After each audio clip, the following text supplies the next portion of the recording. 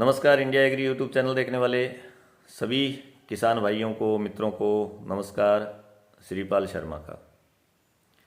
मित्रों, आज हम बात करेंगे मौसम से फसलों पर वर्तमान में क्या प्रभाव पड़ रहा है और कैसी फसलें हैं। इसके साथ साथ हम बात करेंगे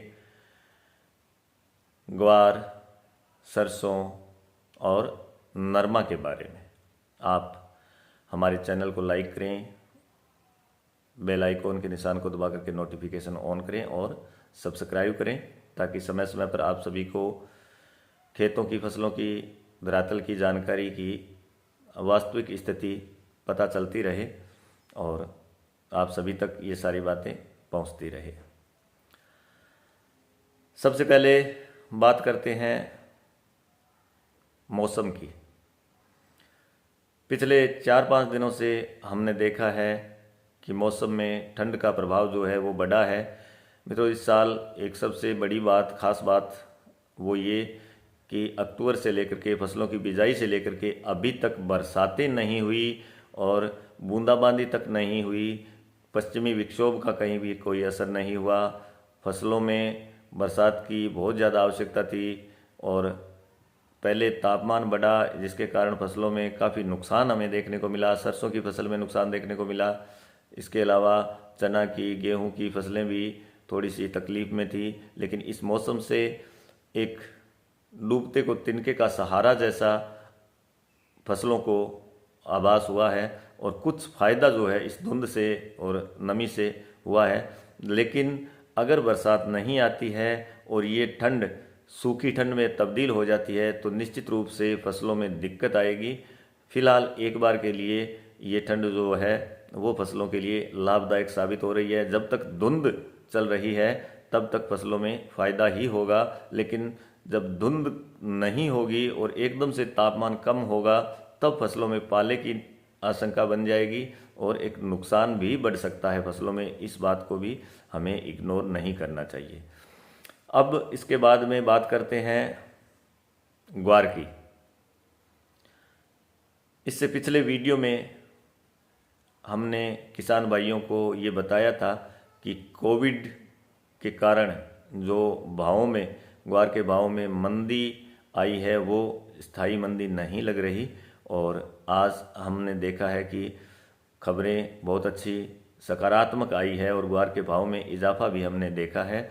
तो कुल मिलाकर के आमदनियों की अगर बात करें तो ये 30,000 से लेकर के 35,000, 36,000 तक की आमदनियां जो है वो इन दिनों में चल रही है।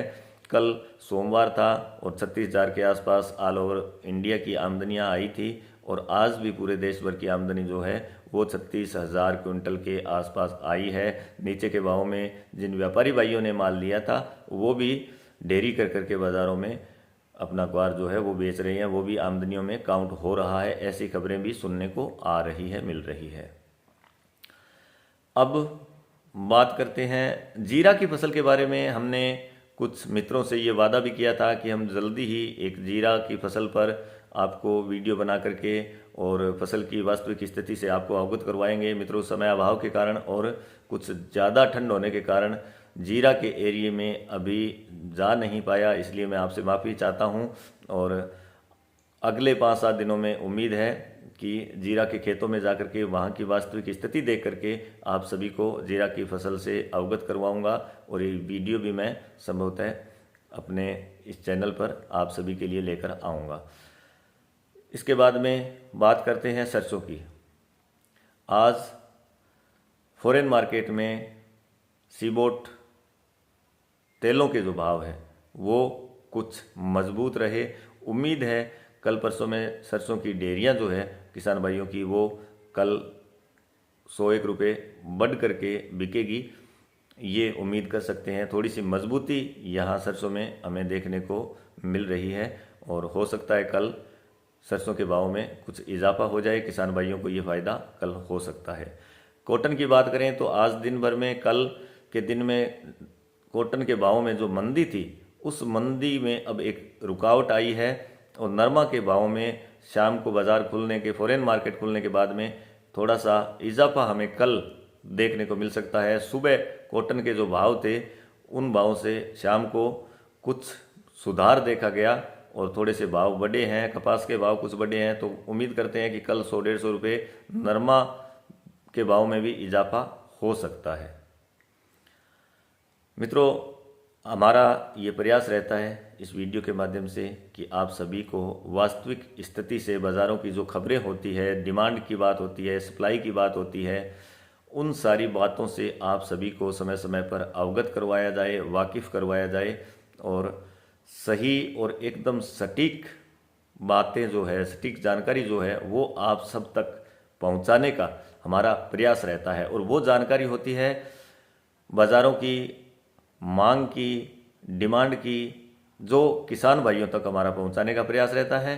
और किसानों की जो खबरें होती है, खेती की जो फसल की और उत्पादन की जो स्थिति होती है, वो सभी व्यापारी भाइयों तक वो बातें पहुंचाने का हमारा एक प्रयास रहता है। हमारा कभी भी किसान भाइयों को ये व्यू नहीं रहता, ये सलाह नहीं रहती कि आप अपना माल, अपनी डेयरियाँ बेचें या रोकें। ये सारा हम बार बार यही कहते हैं कि किसान भाइयों को खुद को निर्णय लेना होता है कि आप अपनी फसल कब ग्वार बेचें, कब नरमा बेचें, कब सरसों बेचें। ये किसान भाइयों को अपने विवेक से निर्णय लेना होता है। नरमा के बारे में हमारा जो व्यू था, हमारा जो मन था, उम्मीद थी कि 9,000 के भाव किसान भाइयों को मिल रहे हैं। तो ये भाव मैं मेरे अपने निजी विचार से सही भाव मानता हूँ, अच्छे भाव मानता हूँ। ये मैंने कई वीडियो में बार बार किसान भाइयों को बोला भी था, लेकिन बेचने का मैंने नहीं बोला था और ना ही मैं कभी बोलता, ना ही बोलूँगा। ये निर्णय किसान भाइयों को ही लेना होता है। तो उम्मीद यही करते हैं कि किसानों को अच्छे भाव मिले, हमारे सारे किसान भाई जो हैं वो खुशहाल हों, समृद्ध हों, क्योंकि किसानों की खुशी, किसानों का फ़ायदा, किसान समृद्ध तो हमारा राष्ट्र समृद्ध, हमारा देश समृद्ध। तो इसके साथ ही आप सभी किसान भाइयों को, सभी मित्रों को वंदे मातरम, जय जवान जय किसान, जय हिंद।